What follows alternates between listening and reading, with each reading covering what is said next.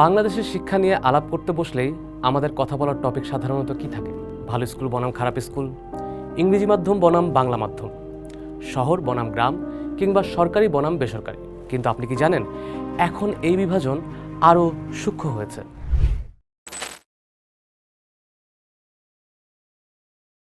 এখন আর প্রশ্ন শুধু একটি শিশু কোন স্কুলে পড়ে তা নয়, এখন প্রশ্ন হলো সেই স্কুল তাকে কি ধরনের পৃথিবী দেখতে শেখাচ্ছে।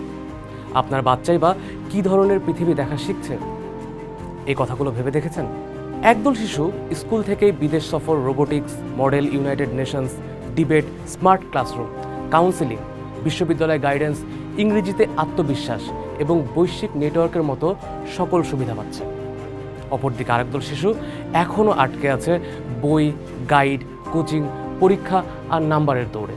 এই নতুন ব্যবধানকে বলা যায় এক্সপোজার রিচ চাইল্ডহুড বনাম এক্সাম অনলি চাইল্ডহুড, অর্থাৎ অভিজ্ঞতায় সমৃদ্ধ শৈশব বনাম শুধু পরীক্ষা কেন্দ্রিক শৈশব। এবার ঢাকার একটা ইংলিশ মিডিয়াম স্কুলের গল্প শুনি। সেই স্কুলে একদিন ক্লাসে ঘোষণা এলো বিদেশে স্টাডি ট্যুর হবে। কেউ যাবে ইউরোপ, কেউ যাবে জাপানে, কেউ নাসা কিংবা কোনো আন্তর্জাতিক বিশ্ববিদ্যালয় ক্যাম্পাস দেখতে যাবে। ক্লাস জুড়ে উত্তেজনা শুরু হলো। কারো পাসপোর্ট রিনিউ করা হচ্ছে, কারো নতুন জ্যাকেট কেনা হচ্ছে, কারো পরিবার আবার ট্যুর প্ল্যান করতে ব্যস্ত। কিন্তু একই ক্লাসে কয়েকজন শিক্ষার্থী একদম চুপ, কারণ তারা জানে তাদের পরিবারের পক্ষে স্কুলের নিয়মিত ফি দেওয়াই কঠিন, আর বিদেশ সফরের অতিরিক্ত খরচ বহন করা তো অসম্ভব।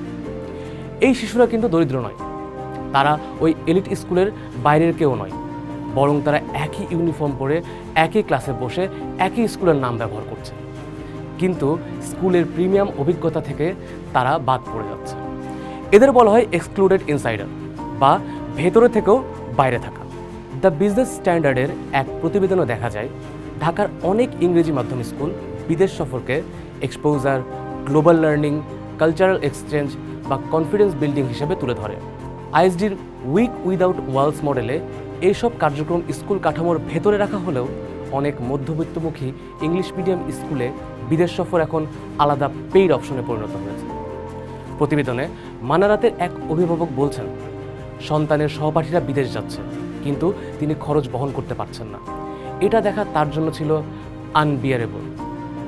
এখানে সমস্যা বিদেশ সফর নয়, সমস্যা হলো কে যেতে পারছে, কে যেতে পারছে না, এবং যে যেতে পারছে না সে কি অনুভব করছে।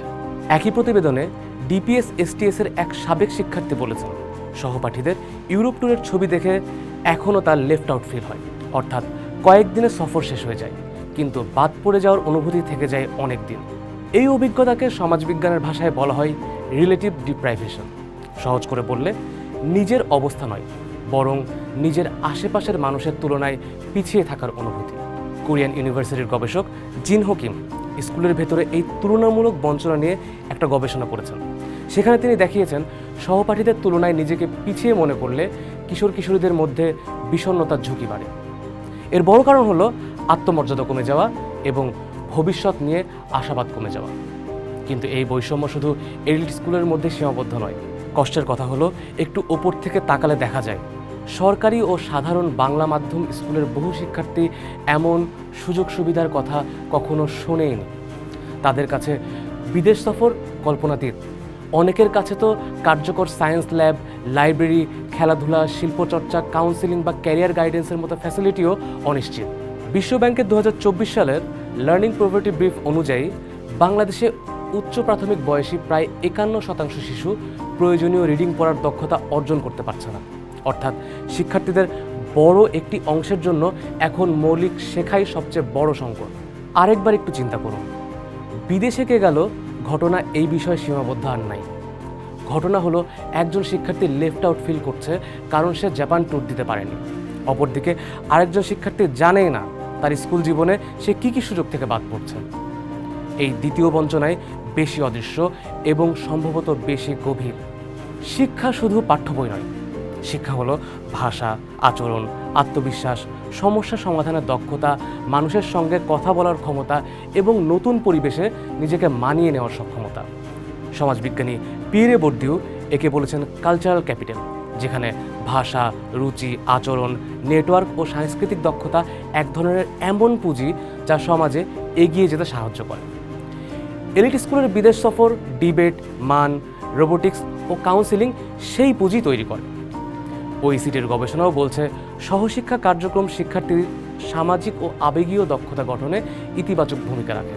এখানে কিন্তু অভিভাবকদের চাপও গুরুত্বপূর্ণ, কারণ বাবা মা জানেন এখন শুধু ভালো ফল যথেষ্ট নয়, দরকার ইংরেজি, প্রযুক্তি, এক্সপোজার, আত্মবিশ্বাস ও নেটওয়ার্ক। কিন্তু এগুলোর বড় অংশ এখন বাজার থেকে কিনতে হয়।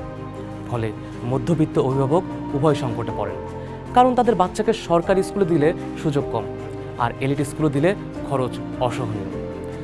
মনোবিজ্ঞানের ফ্যামিলি স্ট্রেস মডেল বলছে অর্থনৈতিক চাপ বাবা মায়ের মানসিক অস্থিরতা বাড়াতে পারে, যা পরে পরিবার ও সন্তানের ওপর প্রভাব ফেলে। সমাজবিজ্ঞানী অ্যানেট লারো এই মধ্যবিত্ত প্যারেন্টিং কালচারকে বলছেন কনসার্টেড কাল্টিভেশন, অর্থাৎ বাবা মা পরিকল্পিতভাবে সন্তানের দক্ষতা, আত্মবিশ্বাস ও ভবিষ্যৎ গড়ে তুলতেই চান, কিন্তু বাংলাদেশে এই কাজ করতে লাগে টাকা। সমাজবিজ্ঞানী ফিলিপ ব্রাউনের প্যারেন্টোক্রেসি ধারণাও এখানে প্রাসঙ্গিক। এর মানে শিশুর শিক্ষা ক্রমেই তার মেধা ও পরিশ্রমের চেয়ে বাবা মায়ের সম্পদ ও পছন্দের ওপর বেশি নির্ভর করছে। বাংলাদেশের শহুরে শিক্ষা ব্যবস্থায় অনেক ক্ষেত্রে শিক্ষার্থীর মেধা নয়, অভিভাবকের মানিব্যাগই সুযোগ নির্ধারণ করছে। এই বাজার নির্ভর বৈষম্যের পেছনে রাষ্ট্রীয় বিনিয়োগের প্রশ্নও আছে। সিপিডির 2024 সালের পলিসি ব্রিফ অনুযায়ী 2025 অর্থ বছরে বাংলাদেশের শিক্ষা বাজেট ছিল জিডিপির মাত্র 1.69%। অথচ ইউনেস্কোর ইনচন ডিক্লারেশন শিক্ষা খাতে জিডিপির 4 থেকে 6% বরাদ্দকে আন্তর্জাতিক মানদণ্ড হিসেবে ধরছে। অর্থাৎ রাষ্ট্র যদি সরকারি স্কুলে মানসম্মত ল্যাব, লাইব্রেরি, খেলাধুলা, শিল্পচর্চা, কাউন্সেলিং, ডিজিটাল দক্ষতা, ভাষা শিক্ষা ও ক্যারিয়ার গাইডেন্স নিশ্চিত করতে না পারে, তাহলে ধনী পরিবার এসব সুবিধা বাজার থেকে কিনে নেবে। তখন শিক্ষা আর সমতার সিঁড়ি থাকবে না, শিক্ষা হয়ে উঠবে সুযোগ কেনার বাজার। শেষ পর্যন্ত বাংলাদেশের শিক্ষার নতুন বৈষম্য শুধু ভালো স্কুল বনাম খারাপ স্কুলের গল্প নয়, এটি এমন এক বিভাজন যেখানে একদল শিশু পৃথিবী দেখতে দেখতে বড় হচ্ছে, আর আরেক দল শিশু শুধু পরীক্ষার খাতা দেখতে দেখতে বড় হচ্ছে। এখন আপনারাই বলেন, একটি দেশের ভবিষ্যৎ কি শুধু পরীক্ষায় পাশ করা শিশু দিয়ে গড়ে ওঠে, নাকি এমন শিশু দিয়ে গড়ে ওঠে যারা পৃথিবীকে বুঝতে, প্রশ্ন করতে, কথা বলতে এবং সুযোগকে কাজে লাগাতে শেখে? পোস্ট দেখুন, ভাবুন, করুন, থাকুন পোস্টের সাথে।